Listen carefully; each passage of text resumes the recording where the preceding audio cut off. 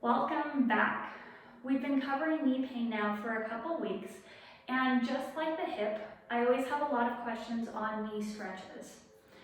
Again, stretching is often used to help us feel relief or to improve our mobility, but what we have to keep in mind is what we really need is to calm down our nervous system and sense the muscle relaxing.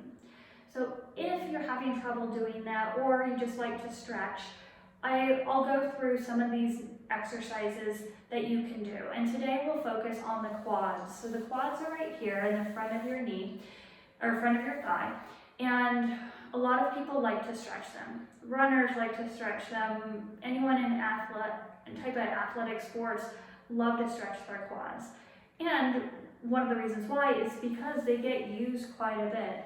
But just remember, as we're going through these stretches, if you have any pain on the front of your knee or anywhere else, you do not want to do these stretches. These are just some of the common stretches, and I just want to give you some tips on when you're doing these stretches, what you need to consider. So the most common way to stretch your quad that people do is you have your hand on some kind of surface to stabilize you, and then you bring your hand back and hold your knee. Now, a lot of times I'll see people going like this and they arch their low back, and that actually crunches on the low back and doesn't really provide as much of a benefit as getting your low back to be a natural curve and then bringing your heel towards your butt. And yes, can I feel a little bit of a pull in my quads? Yes.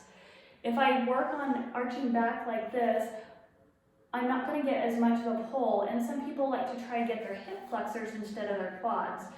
The other thing is you want to keep is your hips level and not one hip cocked sideways versus the other. The other thing I see people do is they turn their foot out, but we want to keep our foot in line with our butt so our thigh is in line with our lower leg.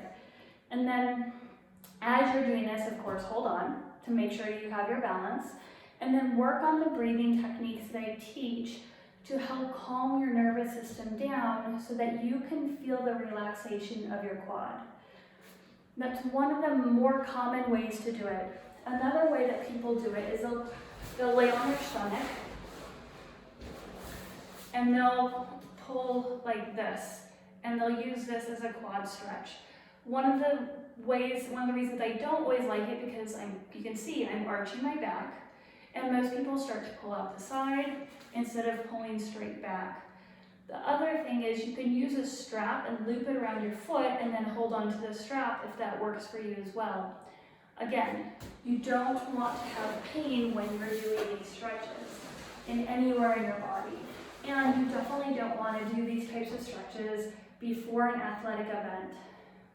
The type of stretching you want to do before an athletic event is a type of movement stretch where you're moving through a motion to help get your muscles warmed up for an activity. We don't want to do a prolonged static stretch until after your activities. And even then, I don't even do it that long because I don't want to stretch out muscle tissue against its will. I would rather calm down the muscle using breathing and working on focusing on body presence to relax that muscle instead of forcing a muscle to do something against its will. But I want to make sure that you guys understand what these stretches are for because they're taught so much out there in the world.